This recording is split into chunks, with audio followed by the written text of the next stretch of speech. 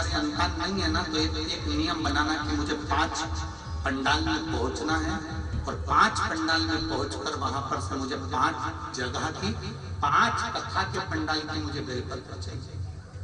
आप नियम बना, उसके दरवाजे पर जाने का नियम बना। अब जब औलाद नहीं है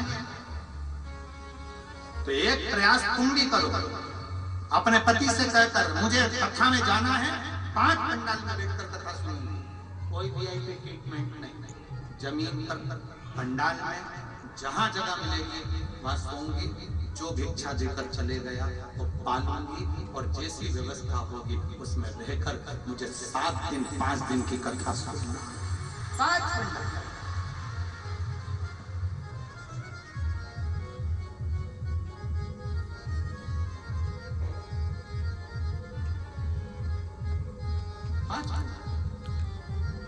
और एक नियम जो विश्वनाथ मुनि ने अपनी धर्म पत्नी को बताया है, 7 नदियों का जल, 7 सरोवर नहीं, 7 पवित्र नदियों का जल, 7 पवित्र नदियों का जल, उसमें से कावेरी, नर्मदा, गंगा, गोदावरी, सरस्वती, जितनी ये 7 नदियों की पवित्रता है, मंदाकिनी, नर्मदा, गंगा आदि, यमुना, 7 नदियों का जल एकत्र और 7 नदियों के जल से किसी भी महादेव के मंदिर में एकांतेश्वर महादेव का नाम ले। कौन से महादेव? हमने पहले कथा में कहा है, कई बार एकांतेश्वर महादेव की कथा भी कही, सुनिए आप लोगों ने। एकांतेश्वर महादेव का हमने वर्णन किया है। जिस दिन तुम्हें लगे कि मेरा ये काम होना चाहिए, उस दिन एकांतेश्वर महादेव के पास जाकर बैठे।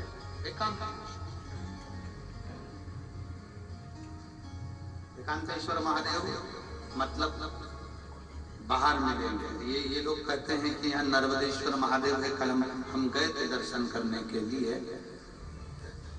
इनका कहना है कि ये नर्मदेश्वर महादेव है, और हमारा जो स्पर्श मात्र से हम जो समझते हैं, हमने ये जाना है कि ये जो धारा है, ये जो भूमि है तारा बाबा की जो कुटिया है, ये शहर से दूर होना चाहिए। अर्थात पहले यहाँ शहर नहीं थी, ये एकांत में थी। एकांत में थी तो यहाँ जो तारा बाबा आराधना करते थे शंकर की, वो शंकर साधारण नहीं होगा, वो एकांतेश्वर महादेव ही कहलाया। एकांत, एकदम एकांत। इनका कहना है नर्मदेश्वर है, वो नर्मदा का शिवलिंग है। शिवलिंग कहीं का भी हो सकता है, पर उसकी एकांतता देखी जाती है, एकदम मौन स्थिर, बैठे, जहां केवल शिव के सिवा कुछ भी नहीं, शंकर के सिवा कुछ भी। जो आया वो गुफा के चक्कर में घुस गया, जिसको शंकर से मिलना था वो डायरेक्ट पहुंच गया, उसे गुफा से मतलब ही नहीं रहा, उसे तो एकांतेश्वर से मतलब था। पहुंचा, बैठा, जल चढ़ाया, स्पर्श किया और चल बाबा से अपने दिल की हृदय की बात। एकांतेश्वर 7 नदियों का जल रखकर 7 बेलपत्र के ऊपर 7 नदियों का जल, एक बेलपत्र ली, उसके ऊपर एक कटोरी में, बाटली में, एक पात्र में एक नदी का जल, दूसरी बेलपत्र ली, दूसरी कटोरी में फिर जल, फिर तीसरी में बाबा की आराधना कर कर, शिव से विनती कर कर, भगवान शंकर के नामों का 108 नामों का जाप कर कर, श्री शिवाय नमस्तुभ्यं कर कर, एक कटोरा जहां से पानी बहकर नीचे आता है वहां लगा लीजिए और एक बेलपत्री को उठाकर शिव जी के शिवलिंग पर समर्पित करिए। समर्पित करते समय डंडी का मुख अशोक सुंदरी की ओर हो। अशोक सुंदरी का जगह मालूम है सबको? सबको मालूम है ना?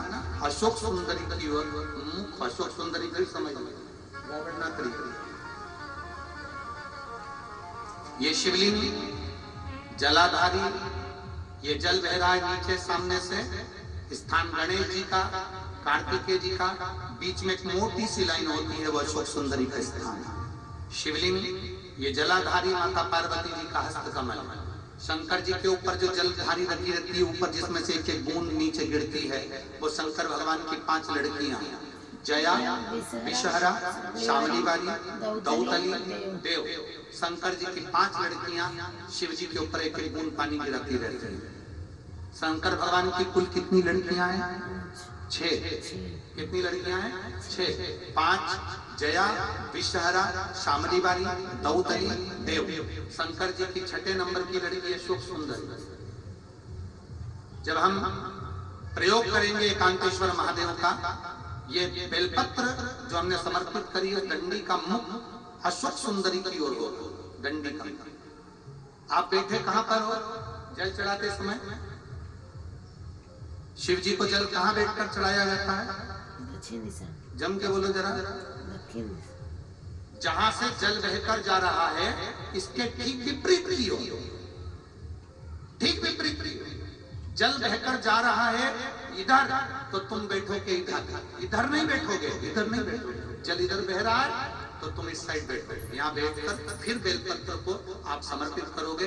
डंडी का मुख उधर होगा, पत्ती का मुख आपकी ओर होगा, और जो एक नदी का जल है वो समर्पित कर जो पात्र लगा है उसमें वो जल इकट्ठा होते चले जाएंगे। दूसरी बेलपत्र उठाना है, 108 बार शिव का नाम लेना है, फिर वापस बेलपत्र श्री शिवाय नमस्तुभ्यं हम घर का समर्पित करना है।